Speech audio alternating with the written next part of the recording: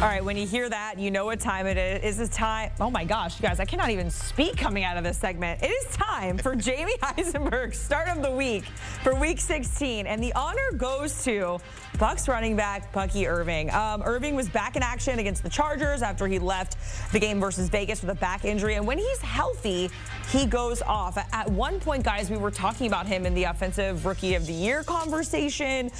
This week, taking on a Dallas team that tends to let opposing running backs just kind of rack up the fantasy points.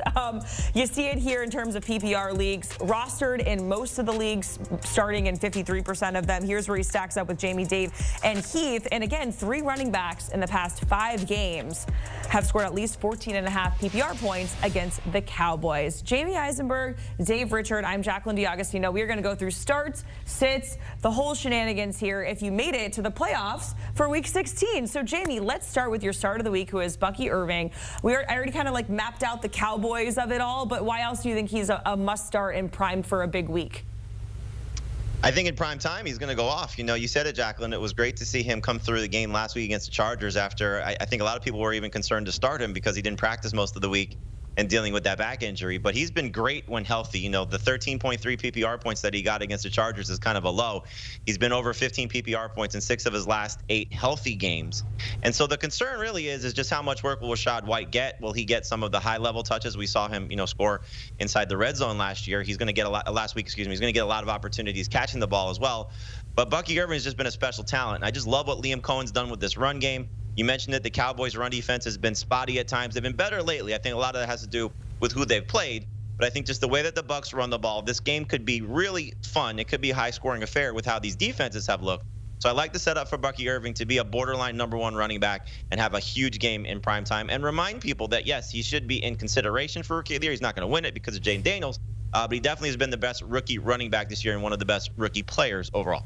All right, so Jamey, let's get to the rest of your starts. And Brock Purdy is a start for you. And we were talking about high-scoring games. Of course, the Niners and the Rams was a very, very low-scoring game. But we know that Brock Purdy, when coming off of a loss, tends to kind of get a little chip on his shoulder, at least in terms of fantasy points. And it works out well for fantasy managers when he is coming off of a loss, Jamey.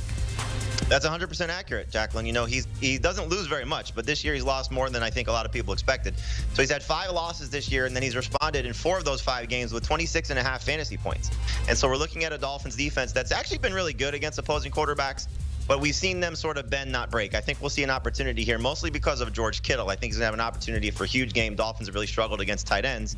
And with the run game now being a little bit suspect, that we find out that Isaac Guerendo is not going to play, so they're down to Patrick Taylor again.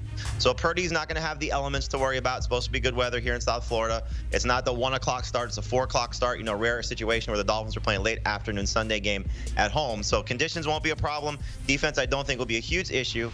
So Purdy coming off a loss. He's been very good this season so far. I think he'll be good once again. I think we can't state enough how important it is for Purdy that Guerendo's out. Okay. Because Guerendo being out means that, it's guys like Patrick Taylor, Izzy Abanikanda, Kyle Juszczyk, their fullback. These are the players that are going to be playing running back for the 49ers, and these are not great running backs. These are 5th stringers. It's a fullback. It's a guy who was on a different team a month ago. And so more is going to have to fall on Brock Purdy's shoulders. I agree. I think he's a good low-end starter. But I saw vintage Aaron Rodgers last week, and I think Aaron Rodgers is another good start this week. There are a lot of quarterbacks that are good enough to be low end. They don't have a high enough ceiling. I think Aaron Rodgers has a high ceiling in what should be a high scoring game against the Rams. And the Rams really haven't been thrown on a lot. I think only 5 quarterbacks this year have at least 31 attempts, 3 of the 5 over 20 fantasy points. They've been run on plenty. But I don't know how healthy Breece Hall is. I know he's not on the injury report. That's a good thing. But push comes to shove, this offense is piloted by Aaron Rodgers. He was awesome last week. His receivers left yards on the field. I think Aaron Rodgers is going to finish as a top 12 fantasy quarterback this week. I think the Bears offense keeps moving against Detroit. They're beat up, and Brenton Strange was a hot waiver wire name. Listen to this. 5 games without Evan Ingram this year, at least 9.2 full PPR points in 4 of the 5. You know the game that he had last week as the security blanket blankie for Mac Jones. I'm not sure if he's going to have as many targets from Mac Jones this week. You know, I actually think the Jags are going to be able to run the ball. My team's quarterback is being referred to as the security blankie. Yeah, right. But that's what he was last week. About the Jags. I still think he could get in the neighborhood of like 7 targets. He can catch 6 of them. Might not be as good in non-PPR, but in full PPR, this is a top 10 tight end this week. Okay. It's a great matchup. You know, as you've seen from the Raiders, they just struggle to defend almost anything. And so top 5 in terms of most fantasy points allowed to the position. I think the DeAndre Swift call is really interesting, and I do like Swift as well. You've seen such a beat-up Detroit defense right now. They just lost one of their best run stoppers in McNeil. He's out for the season. Their secondary is beat up. Swift did not play well against them on Thanksgiving, but this is an opportunity for him to get the revenge that he did not get facing one of his former teams. So there's an opportunity here for Swift to be a number 2 running back. It's just a matter of how much fantasy managers will trust them, but I think it's a good call to call him a borderline starter for this week. All right, Dave, let's get to your sits because Jordan Love is on here, and there's a sense around a lot of our analysts that we haven't seen the best of Jordan Love or the Packers just yet, but why is he on your sits here? It's probably true. We haven't seen the best of Jordan Love, and we're not really going to see the best of him this week because we don't see the best of many quarterbacks against the Saints. You know why, Jacqueline?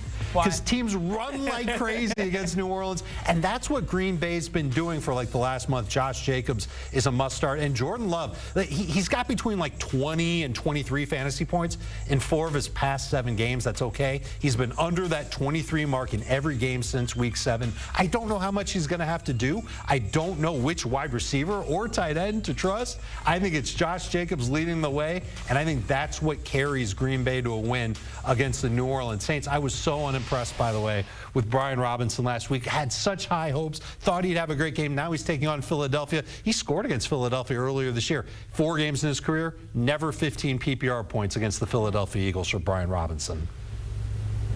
The Metcalf call is interesting because the Vikings are so bad against opposing wide receivers. They're number 1 in the position in terms of allowing fantasy points to wide receivers. And Metcalf has been absolutely awful. But he did get good news that Geno Smith is going to play.